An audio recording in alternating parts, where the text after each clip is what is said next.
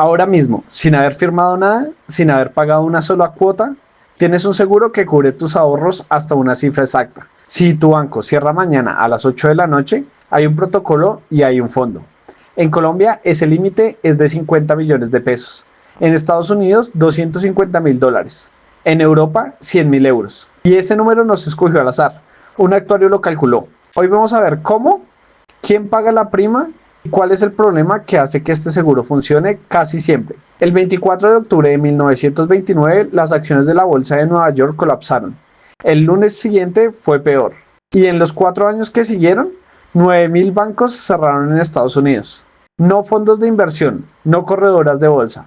Bancos donde la gente guardaba sus ahorros de toda la vida. Agricultores que habían ahorrado décadas. Viudas con el dinero del seguro de vida de sus maridos, evaporado, sin garantías, sin protocolo. El banco simplemente cerró y el dinero adentro desapareció con él. En 1933, el Congreso de Estados Unidos aprobó una ley bancaria y con ella creó la FDIC, Federal Deposit Insurance Corporation. La idea era poderosa en su sencillez. Los bancos pagarían una prima periódica y si alguno quebraba, la FDIC devolvería el dinero a los depositantes hasta un límite establecido.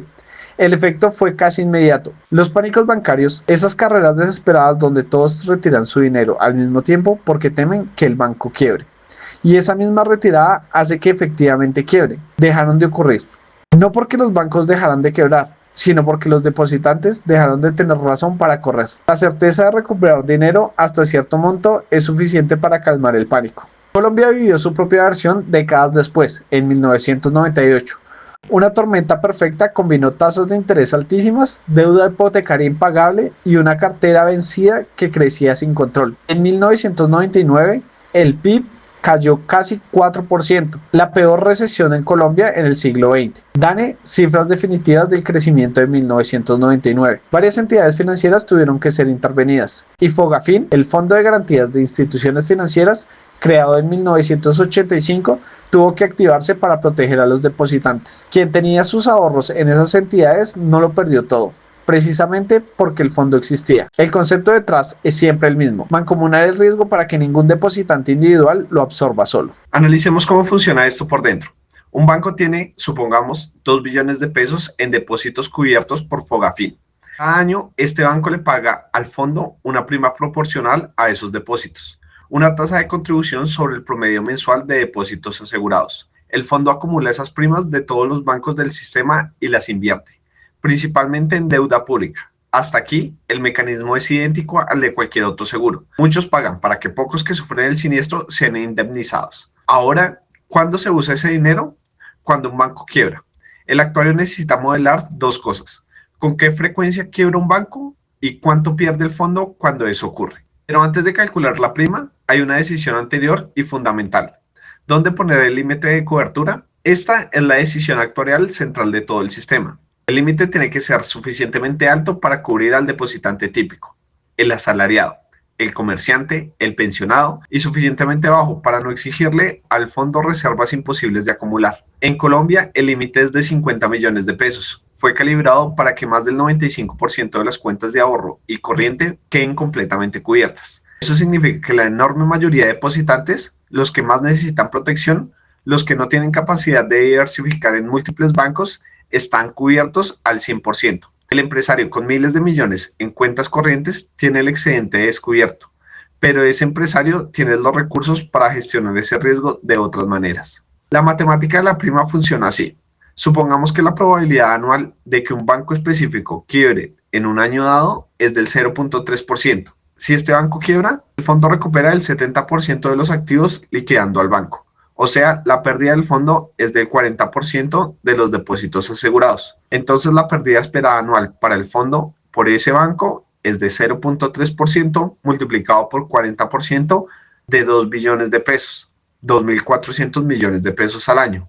Esa pérdida esperada es la base mínima de la prima que ese banco debería pagar. Si repetimos ese cálculo para cada banco del sistema y sumamos las pérdidas esperadas, obtenemos la pérdida esperada total del sistema. La prima agregada anual que cobran los bancos debería superar esa cifra con un margen de seguridad. El actuario también calcula cuánto tiempo necesita el fondo para acumular reservas suficientes. En los primeros años de existencia de un fondo, las reservas son mínimas y el riesgo de insolvencia del propio fondo es mayor. Por eso los fondos de garantía de depósitos tienen metas de reserva. En Europa, la directiva exige que el fondo alcance el 0.8% de los depósitos cubiertos para el 2024. En septiembre del 2008, la reserva de la FDIC tenía alrededor de 34.000 millones de dólares, suficientes para absorber varias quiebras individuales. Pero ese año el sistema no perdió uno o dos bancos. El pánico se contagió. Washington Mutual, el banco de ahorros más grande de Estados Unidos, colapsó con 307.000 millones en activos. Wachovia estuvo al borde. IndyMac cayó antes, pero a finales del 2010 el fondo de la FDIC había caído a terreno negativo. El fondo debía más de lo que tenía y tuvo que pedir una línea de crédito al Tesoro de los Estados Unidos. Aquí está la ilusión. El seguro de depósitos protege del riesgo individual, no del riesgo sistémico. Cuando hay una crisis que afecta a todo el sistema financiero al mismo tiempo, lo que en actualidad llamamos riesgo correlacionado, la ley de los grandes números deja de funcionar exactamente igual que vimos con los ciberseguros. Cuando todos se aseguran, sufren el mismo siniestro simultáneamente. No hay diversificación que alcance. El fondo no puede cubrir 10 quiebras grandes al mismo tiempo de sus propias reservas técnicas. La solución real, cuando el sistema colapsa, no es el fondo técnico, es el Estado. En 2008, el gobierno de Estados Unidos inyectó 700.000 millones de dólares mediante el programa TARP. En Colombia, el Banco de la República actuó como prestamista de las últimas instancias durante la crisis de los 99. En última instancia, el seguro de depósitos en una crisis sistémica es una promesa respaldada por la capacidad del Estado de endeudarse o emitir dinero, no por las reservas técnicas del fondo. Y hay un último giro que convierte a este seguro en el más curioso de todos. En los videos de mascotas y ciberseguros hablamos de riesgo moral. El asegurado toma más riesgo porque sabe que las consecuencias las absorbe la aseguradora. Aquí ese mecanismo opera, pero en el banco. El banco sabe que si sus apuestas salen mal, sus depositantes están cubiertos y eso reduce el incentivo del banco para ser conservador. Los gerentes bancarios tienen incentivos para maximizar la rentabilidad en tiempos buenos, sabiendo que en tiempos malos el fondo y eventualmente el Estado absorben las pérdidas que afectan a los prestamistas. Se llama riesgo moral institucional. Es uno de los debates centrales desde la regulación bancaria desde 1933. El seguro que se diseñó para proteger a los pequeños ahorradores también hace que los bancos se comporten de manera más riesgosa. Recapitulando en una frase, tus ahorros tienen un seguro que nadie te ofreció y que nunca activaste, respaldado por un fondo que acumula primas de todos los bancos del sistema, calibrando actuarialmente para cubrir el depositante típico y desincentivar el pánico. Este fondo funciona brillantemente para quiebras individuales. Para una crisis sistémica donde todos los bancos tambalean al mismo tiempo, el verdadero asegurador de la última instancia no es el fondo, es el Estado. El caficultor trabaja años para cosechar algo que puede perder en una semana. Hay un seguro para esto, pero funciona de manera completamente diferente a todos los que hemos visto hasta hoy. El próximo video, cómo asegurar el café. Esto es Actuario Loading y hoy aprendimos un poco más.